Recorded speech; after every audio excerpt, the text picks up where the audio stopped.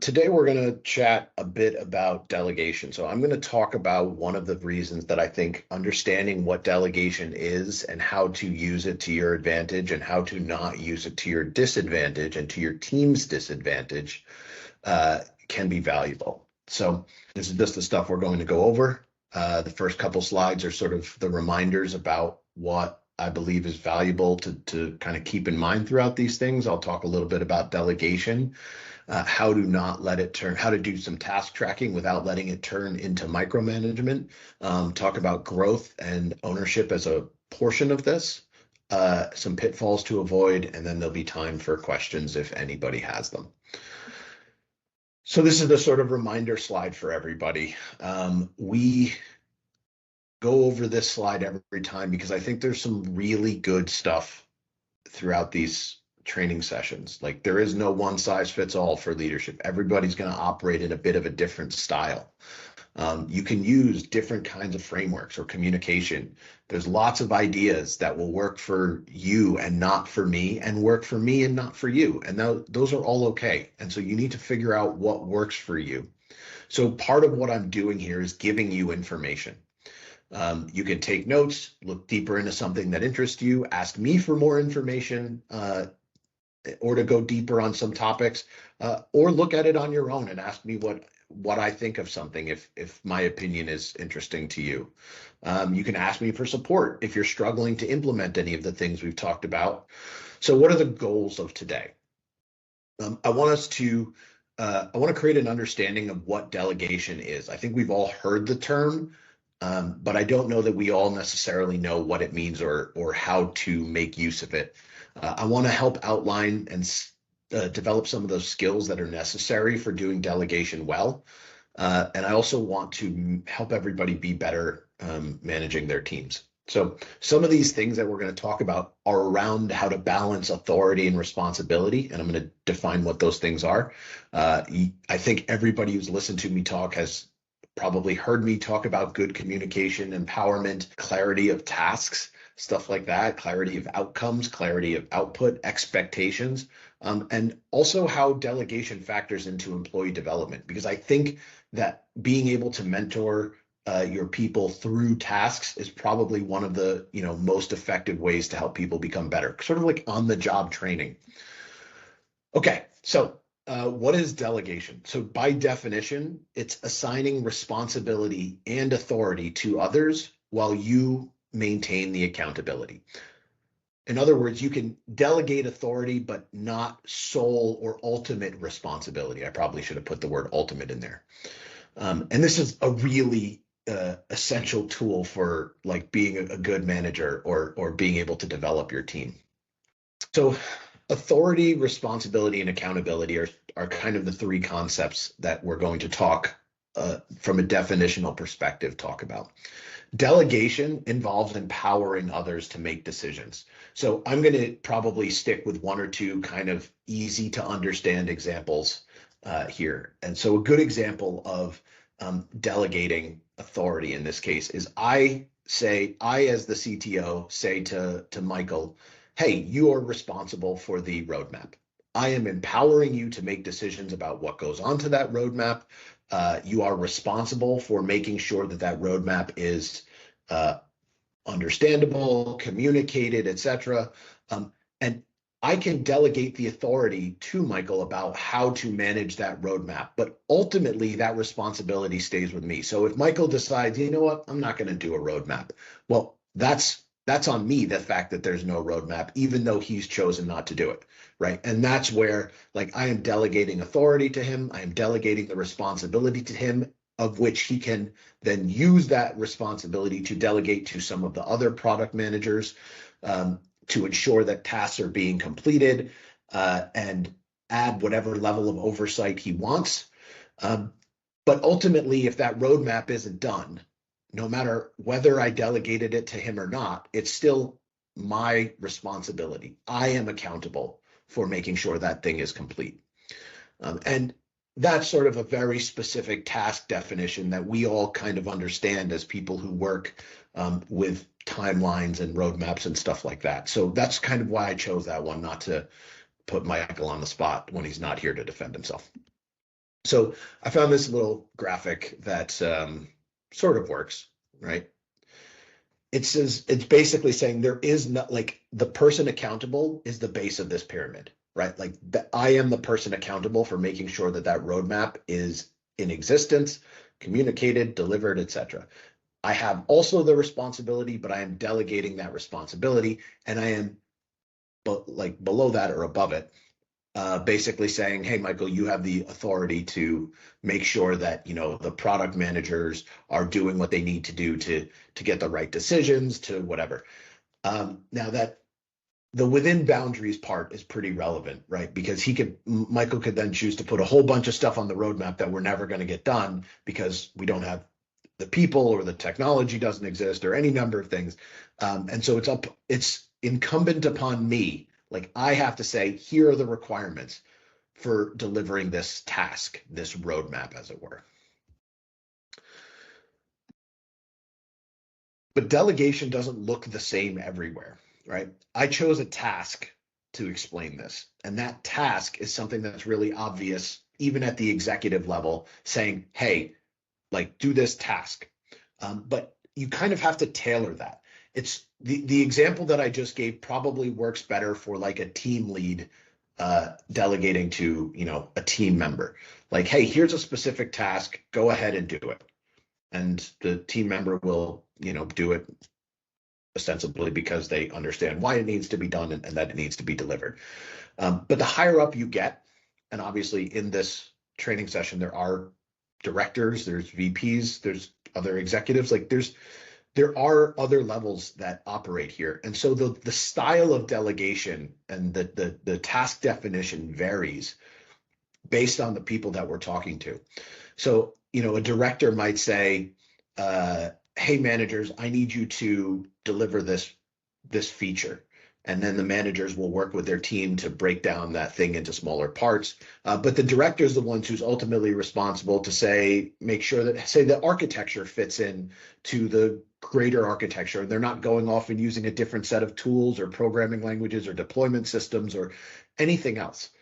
And as while those directors are usually empowered to make those decisions, again, you working our way up the chain, the VPs are kind of responsible for making sure and have the ultimate accountability to make sure that these things are done in a specific way, whatever those boundaries are.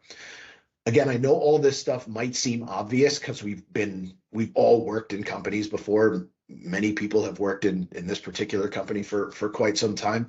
But I think to understand these things in like a very concrete and granular way allows you to think about it in a way that you can start using these kinds of things to your advantage. Anybody who's worked directly with me on a project has heard me say, I need this from you. And I think I do a really good job of ensuring that when I say you, I don't necessarily mean you, the individual, needs to do this work. It is me delegating that task and saying, hey, Michael, I need this roadmap. I wish I'd chosen a better example or that he was here, but I need this roadmap. That doesn't mean that he needs to sit down and jam out that roadmap on his own and forego all of his other responsibilities. When you're delegating tasks at a more senior level, the expectation is that you will work with people on your teams, in your organizations, other managers, whatever it is, other teams, to make sure that that task gets done. And when somebody says, I need from you at this executive level or a more strategic level, they're really saying, get this done. I'm giving you the responsibility of completing this task, not I expect you to do it. There are times where you might use that, right? And say, I expect you to deliver X, Y, Z, and I expect you personally to do it. But that is the clarity of task assignment that's relevant when requiring something gets done. So back to this idea of delegation as a strength. When you delegate tasks, you're sort of saying, here's a thing that I expect you to do, and you probably shouldn't go outside of these boundaries when you do it. And you're saying this is more at a managerial level, like the sort of lower, the more junior managers with team leads and stuff, and saying, I expect you to work on this task within these bounds. Giving somebody that task within those bounds is like, okay, you have ownership of this. If you have questions, I can help. And it doesn't mean that you or I, as the manager, needs to check in every single second of the day, every hour. How's this thing going? How's this going? Like, that's a good way to burn yourself out and create bottlenecks. Because if you have a team of 6 people and you're checking every hour on everything they're doing, that shows that you're not trusting them. You know, that the responsibility that you're giving them is not like you're not trusting them to take ownership of that on their own. But it also doesn't allow them to really stop and think, knowing they're going to have to check in with you so quickly. So you have to find that right balance of saying, here's a task. And oftentimes, what I do is when I say, here's a task, I will say, when would you like me to check in? Or when do you want to give me your first update, knowing that this task is due, in 30 days? Do you want to check in a week? Do you want to check in tomorrow? What is it? So I'm giving somebody the opportunity to focus, but I'm also giving them the opportunity to build confidence in their ability to deliver that task. And I'm also not setting myself up for burnout by being the information bottleneck. I'm not like attacking them for that information. And what happens when you do these kinds of things is, especially when the tasks are slightly outside of that individual's comfort zone, you start building up capabilities. You start giving them new skills that they're not used to or not as comfortable working with, which creates teams that are more adaptable, more versatile. And really, as you increase people's skill sets, I have found anyway, most people, when you increase their skill sets, are quite happy about that. That's the thing with like job satisfaction, right? If you're all of a sudden able to be a better manager because you have more capabilities and more trust, typically that'll lead to more autonomy, which in general leads to kind of job satisfaction. So that can be a strength for you as a manager. It also, as I said it just a moment ago, encourages skill building, which I think is an incredibly valuable thing for people to feel like they're getting able to do the jobs that they want. And when you give people tasks, there's usually decisions involved in that. Do we make this choice? Do we make this choice? What are those trade-offs? How do we figure out what those trade-offs are and which decisions, which people can make those decisions? And as a leader, we can say, hey, I am empowering you to make this decision. And the more decisions that your team makes, the more confidence that they're going to have in themselves once they found out that the decisions are good and that they're making the right kinds of decisions, or at least using the right kinds of logic to make those decisions. But it also, as a leader, builds trust in your team that you don't have to be over their shoulder all the time. It gives you can give them the space to start making these things. And when you find that people are stepping up and really taking ownership of these things and starting to make more and more of those decisions and doing it in a way that positively represents the values of the organization, that's how you can use this kind of delegation concept to identify future leaders and people that you want to double down on and have them step up and take more responsibility. And you'll also find that some people won't do as well with decision making immediately. It might take a little more time for them to get comfortable, and that's okay. Not everybody's going to have the stubborn self-confidence to just make a decision and go with it. Sometimes people second guess themselves. Some people struggle with anxiety about decisions, and those are okay too. You have to know your people, and you can tailor the challenges that you are putting in front of them towards their speed of growth, their individual growth needs.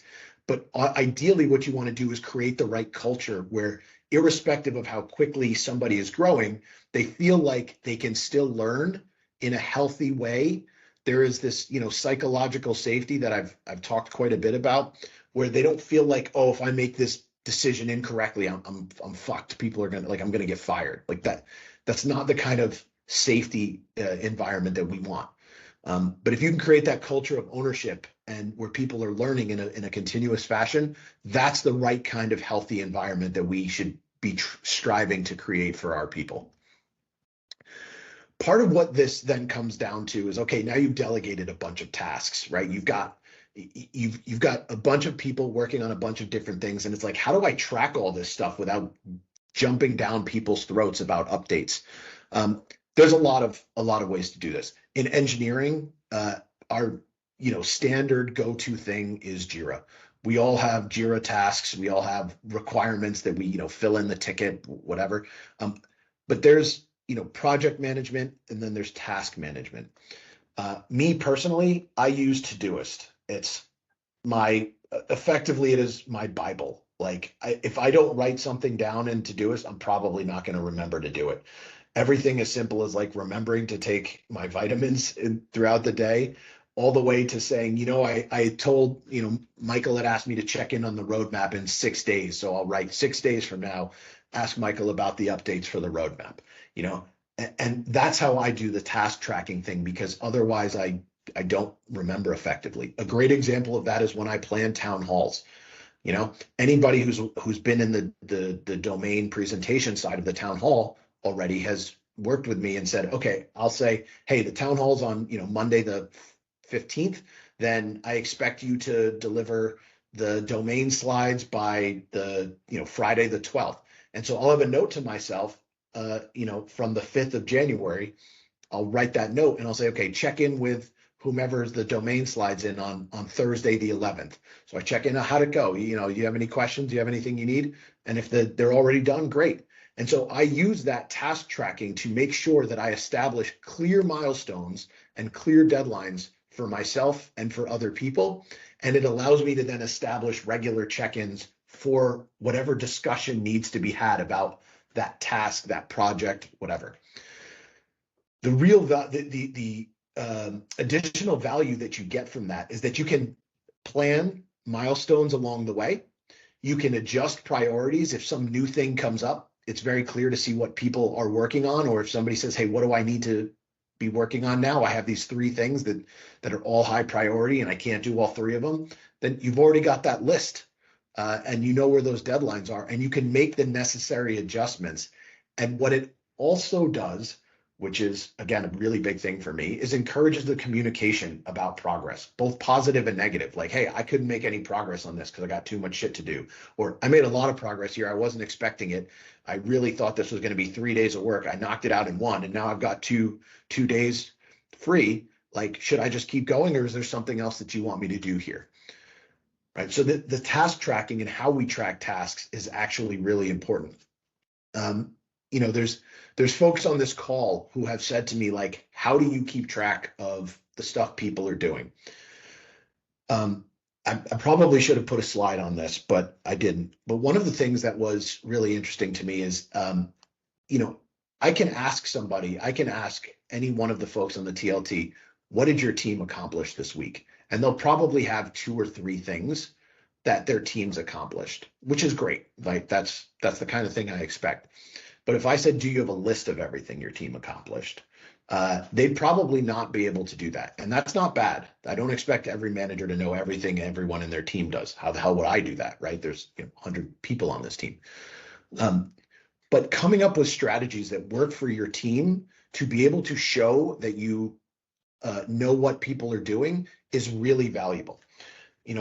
Everybody works a little bit differently. And being able to say, oh, I want you to list all the things that you did, major tasks in Confluence this week. That's not because you want to micromanage. That's not done because people are micromanaging. That's like, hey, you know what? Sometimes I forget about all the little things that the teams needs to do to keep the lights on. And it's very helpful as leaders for us to know that our teams are doing things, because sometimes we say, you know what? Don't do that anymore. Like, unless you really want to, I don't need you to waste your time. I know that was a thing that had to be done before, but we don't need to do it now. And now you can have that, 3 hours or whatever back in your week. So task tracking can be positive and negative, and it can encourage the right kinds of communication about tasks. But the thing to avoid here is micromanagement. It's not about, let me see every little thing everyone's doing. Micromanaging, and I think this is an incredibly important lesson. There is nothing objectively wrong with micromanaging. It is a tool in our toolkit as managers to help remediate behavior. It is not the chosen way of doing things. Micromanaging is exhausting. It is stressful for everybody involved. It's more work, more tracking, more mental load. It's not ideal, but it is a tool that can be useful depending on how it is deployed. So you want to avoid that when you define tasks. You want to make sure you give clear objectives and expectations, and then give people enough space to digest them, process it, do the task, whatever it is, but start building that trust with your people and be available for guidance. Again, if people work with me quite regularly, I will very clearly ask you, like, hey, do you understand the task? Yeah? Okay, cool. If you have any questions, please ask. Don't get stuck on something. Just let me know that you've got a problem and we will work through it together. And if possible, encourage decision-making within the team. One of the things that I do quite heavily at the TLT, on the technology leadership team, is we have our weekly meetings. We have our weekly staff meetings. And oftentimes there is, two people that say, hey, we need a decision here.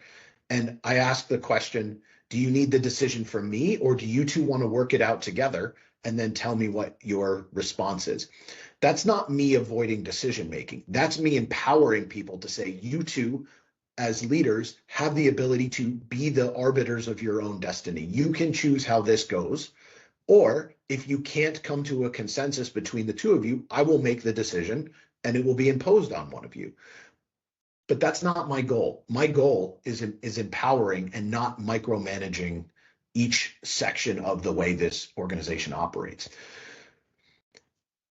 And part of the value when I do that is being able to recognize that that is a success. That means that two people, both leaders on the team, were able to say, we did the thing, we came to the consensus that may not be perfect for everyone, but it is, we agreed on it. We did not need to get, the upper managers involved, even though they may be considered upper managers themselves. We did not need to get, the likes of Eric involved. But Eric, what did you think of this decision? Does this meet the values for you? Does this meet the values of the organization? And then I'll say, you know what, I really like that idea. I'm glad you guys came to that consensus, right? And so that for me is a way that I kind of try to track the work and decisions unintrusively. And a lot of the things that I do, I do with the intention of being unintrusive. I might say, hey, we need to do this XYZ thing. But now that's not me going and sitting with the engineers and with the product managers and saying, give me an update on this specific thing. I might need to do that for a reason, for like a general reason, maybe to talk to the customer team, maybe I need to talk to a customer or something. But in general, I ask for work to be tracked just so I can check in without having to be overbearing on stuff. So my attempt to avoid micromanagement is often saying, just document the stuff you're doing and then let me read it on my own time, and I'll give feedback at my own pace. And then we can improve if it wasn't exactly within the values of the organization or something along those lines. So effective delegation can actually just look like, here's the thing. Do you have enough context to deliver it? And does it make sense? This seems like a really obvious concept most of the time, right? You give the task to the person that's most suited for it. That's not always the goal. Sometimes the goal is to give the task to the person that could most benefit from learning how to do the task. A very simple version of this is knowledge sharing, right? We are at a company that I think at this point everyone is familiar with. We have a lot of legacy shit. We've got a lot of legacy software. Some of it, nobody knows how it works. Some of it, the people haven't been working on it for years. And some of it, the people haven't been employed at this company for years. So knowledge sharing looks very clearly like, how do we make sure that we know how this thing works? But maybe the person's not, like, maybe Eric's not the exact right person to do this, but it would actually really benefit Eric if he learned how this, this particular service worked, or how this system plays with other systems.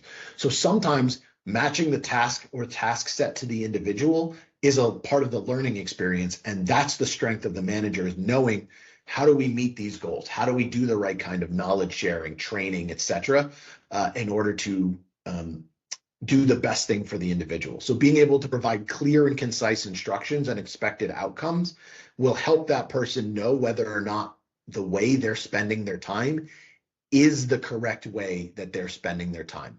So, hey, Eric, I know you've never worked on this service, but I would like you to take a look at the way the code works, talk about, understand how this service plays with these other services. And I know that, maybe the best person is to look at this isn't you, but I want I want you to use this as a growth opportunity. So I don't expect you to have all the answers, but I do expect you to learn.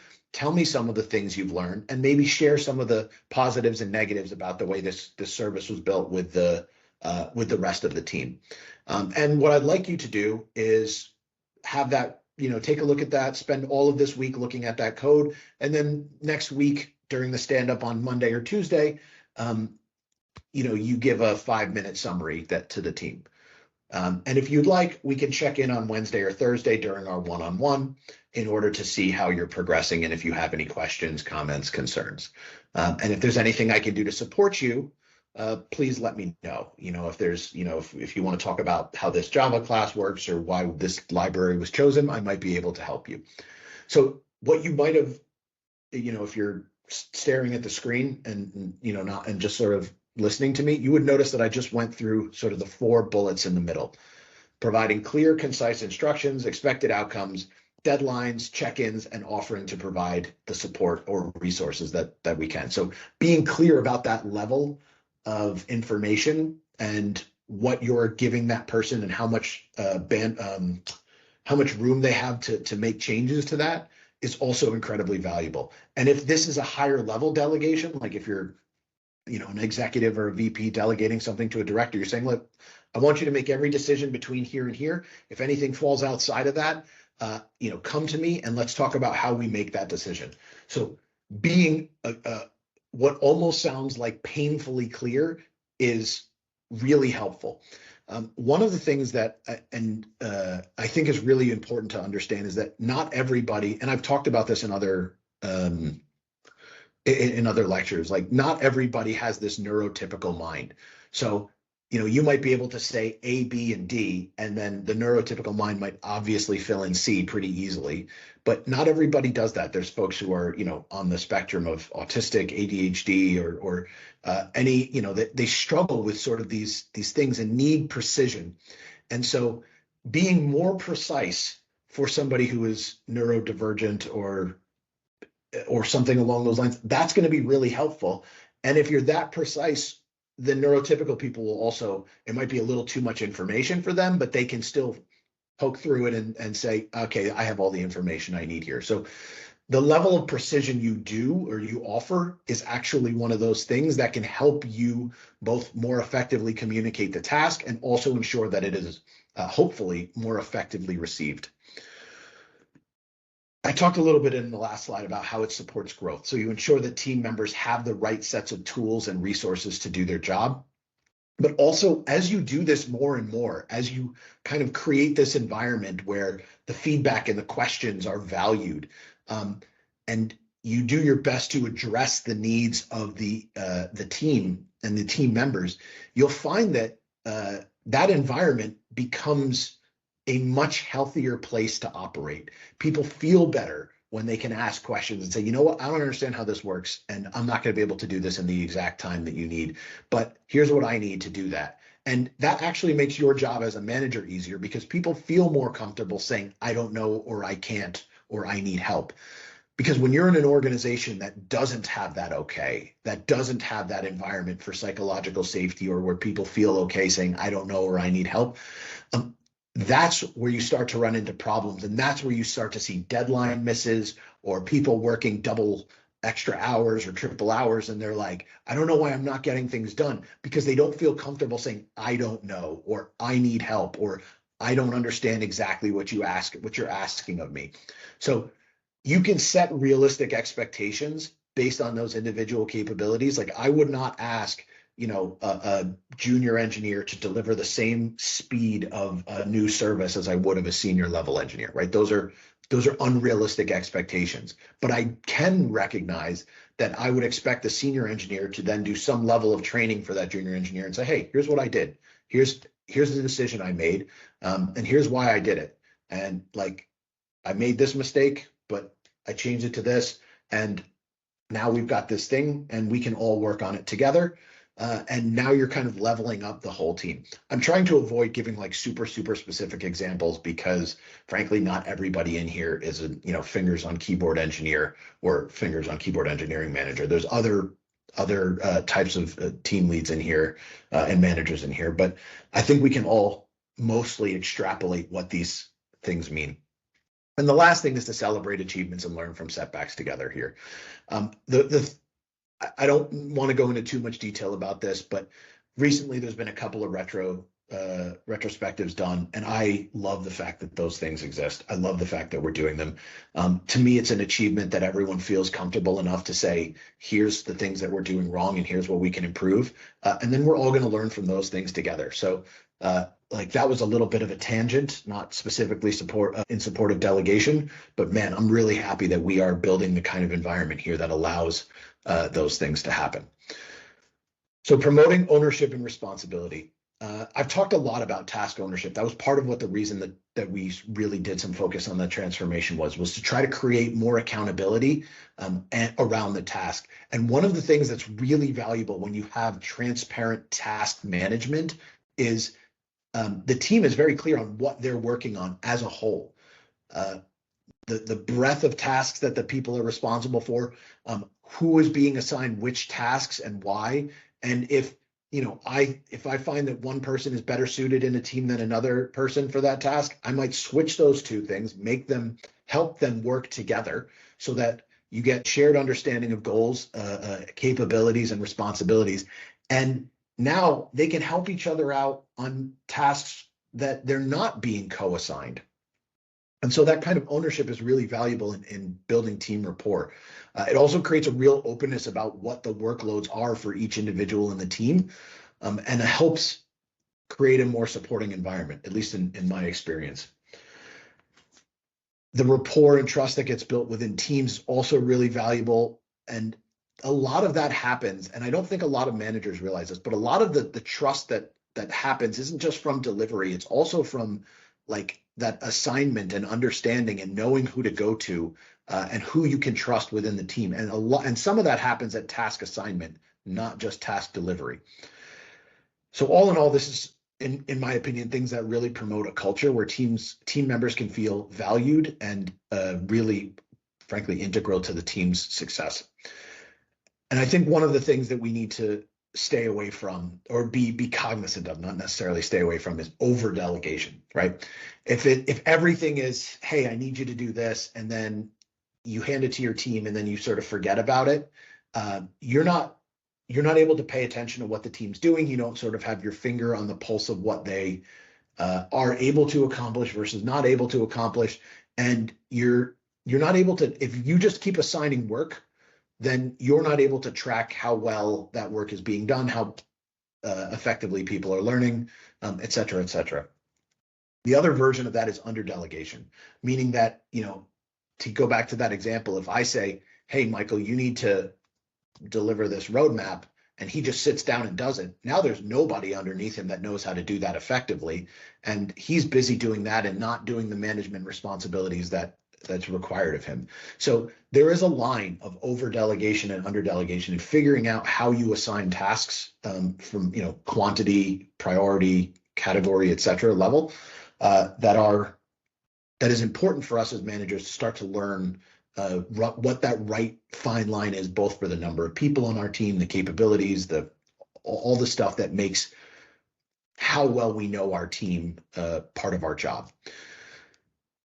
Also, not giving clear instructions or expectations. If I just say, hey, Michael, I need a roadmap. I like this example because, again, it's quite simple. If I say, hey, Michael, I need a roadmap, like that's not really enough information. He doesn't know when it's due. He doesn't know how long it needs to be, how granular it needs to be. Does it need to contain things like, hey, we need to fix these security vulnerabilities, and I said it because I wanted something to send to customers, and now our customers have a list of security vulnerabilities, right? So unclear instructions is also a real delegation pitfall. And it doesn't mean you have to give every last little detail, but you also have to build up the kind of rapport with your team members to know how much information or how little information to give them, to not overload them, but also that they know that they can ask questions if something is unclear. And this is a really important one, especially around here. Ignoring existing workloads and capacity, or unspecified prioritization. We all have a lot of shit to do all the time. That is, for better or worse, part of the corporate world. But the real thing that we as managers do is disambiguate the priority of tasks. If everything is a priority, nothing's a priority. So if I say, hey, Michael, drop everything you're doing, and I need a customer facing roadmap by tomorrow. That's very clear instructions. It's anything else that you were working on, not as important. You're going to go do this thing. And I've made it very clear. Now he can push back and say, hey, well, I have this thing that's due and this thing that's due, and those things are probably just as important. And then I, as the manager, can say, you know what? They're not. You're doing this. And then it's on me. I am the one accountable for that decision, and I'm the one taking responsibility of adjusting the priority. So if somebody assigns you a new task or a new project and says, hey, or adjust the priority of a task, and you say, hey, well, these other things aren't going to get done, it is up to you as leaders to say, hey, I think this is right or wrong, or I think this is right, I'll do that because you're telling me to do it, or I think this is wrong, I don't think you understand what these other things are going to do or why they need to be done, and either deliver or disagree and commit. And I'll have a separate thing at some point about really understanding what disagree and commit means and how it's practiced. But being clear about prioritization is incredibly important. And then failing to provide feedback on tasks and recognition. So I finally get that roadmap, and then Michael never hears about it again. He doesn't know if he did a good job, a bad job. Was it fast enough? Was it well formatted? Was it clear? Was it too granular? Was it too vague? That's not helpful. People can't improve with that. Saying, hey, thanks for doing this. I'll give you feedback in 2 days. I have a bunch of work to do. And then 2 days later, we sit down during the one-on-one and say, okay, hey, these things went really well. I could have used this in the future. Next time, let's clean it up and do it that way. Now there's a level of expectation set, and it's quite clear positives and negatives of the task or the execution of the task. So we talked a lot about delegation, balances of authority and responsibility, how it can be good for your team, how it could be good for individuals as development, or you as development, just being able to articulate tasks clearly, break them down, give the prioritization, categorization, all these things that are kind of valuable for being an effective manager, and finding the right balance of those things for you and for your team, and learning how to work effectively within that framework. So that is the delegation chat for today. So I hope you learned something. I hope this was a valuable way to spend 45 minutes of your day. Enjoy the rest of your day, and thank you for giving me your time and attention.